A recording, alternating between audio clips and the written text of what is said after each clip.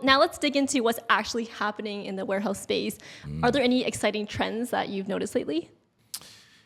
Ooh, yeah. There's a lot of stuff. I mean, there's a lot of stuff going on in the space. Like, I think there's a lot happening just in business in general, right? With kind of what's going on with, especially like tariffs and de minimis, especially like as we're recording this, de minimis is effectively dead, right? So that's a big deal for the warehousing space, especially those that have 3PLs and e-commerce brands. You know, that's difficult to say, like, what's the way to go, right? Because there is a bunch of uncertainty and shifting things. And, you know, one day it's 145%, one day it's 30%, right? So like, how do I deal with that? So I mean, in extension to that, I mean, there was a huge kind of influx and inquiries and just chatter around like how to operate free trade zone type of warehouses or bonded solutions to be able to help clients navigate that, right? But I think, you know, for the long term, because that is something that, I mean, at some point is going to get resolved, right? Yeah. And I think that that's not necessarily going to entirely shift the way that an operation runs itself, right? Okay, it's that's probably fair. going to maybe shift where you locate your inventory potentially, right? Or where you store it. But operationally, like, what trends am I seeing there? I think that, you know, technology is continuing to grow in the space, right? And I think that labor has been a big driver of that, right? You've seen, especially during the pandemic, and there's huge discussion all the time about labor shortage, right? In warehousing and manufacturing and trucking, et cetera. So that, I think, is driving a ton of this innovation and new technology to come out. And I think that the labor specifically, not only is it short, but it's incredibly competitive as well. So, like, I live in New Jersey, for example. Not far from the town I live in is this very densely warehouse populated town, right? Or multiple towns kind of clustered together. And what that creates is a really, really competitive environment for labor, because the warehouse workers, they know that I get fired here, like, I can go next door and get a job tomorrow probably, right? There's so much demand for that labor that they essentially have the upper hand in those markets, right?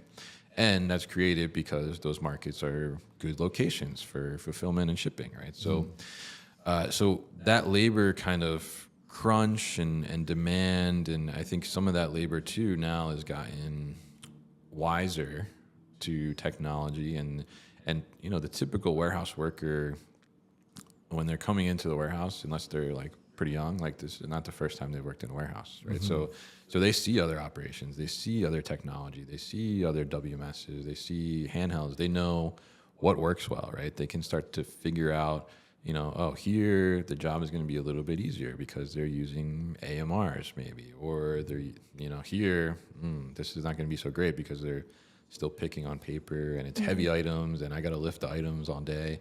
So they're getting wise to that. And I think they're looking for, as I think we probably all are all the time, right? Looking for a more comfortable job, right? More flexibility a little bit and less strain, right? Than what traditionally we used to as like lifting heavy stuff all the time. So that's driving a lot of the technology in the space where we're seeing, you know, either technology that's augmenting the human, right? Making one worker maybe do the work of three, right? Or leaning a little bit towards replacing the human labor. I don't think that when I started the podcast, there's like a lot of talk about lights out warehouse, dark warehouse, right? No humans in the warehouse, basically. And then that kind of faded out, right? Because I think the reality is that is very, very difficult to achieve. Right? You have to have extremely repeatable processes and similar product to make that work, right? If you have a shift in your product development in some way, like, that can throw off like a whole system like that, right? And if you're a 3PL, you know, your clients can be changing all the time, right? So you can't really lock into like an automation solution that's going to take years and years to get the ROI. So it's more about kind of this collaborative effort when it comes to robotics itself, right? So how do we take something that's maybe heavy lifting, have the robot do the lift or the movement, but still have the human do like the pick and the pack or the things that are a little more intricate that the robots are not quite there to do.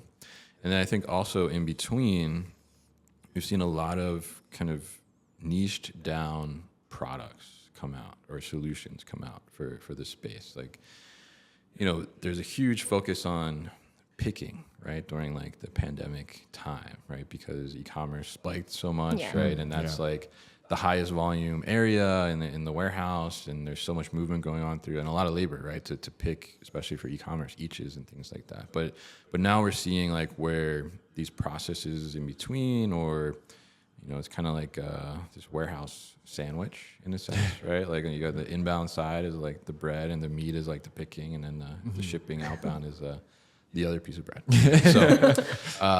So now you're seeing like more things happen that are more specific to like those pieces of bread, right? Like now we're starting to see automation come to the inbound unloading side, which are some really cool things happening there. And then you're seeing these softwares pop up too, like in between. Like you have ones that are just focused on like cartonization, for example, like just making sure that you're using the right size package to be able to do that. And if you think about that in the grand scheme of like overall warehouse operations, that's like seems like such a tiny thing, right? But it makes such a huge impact on the other hand.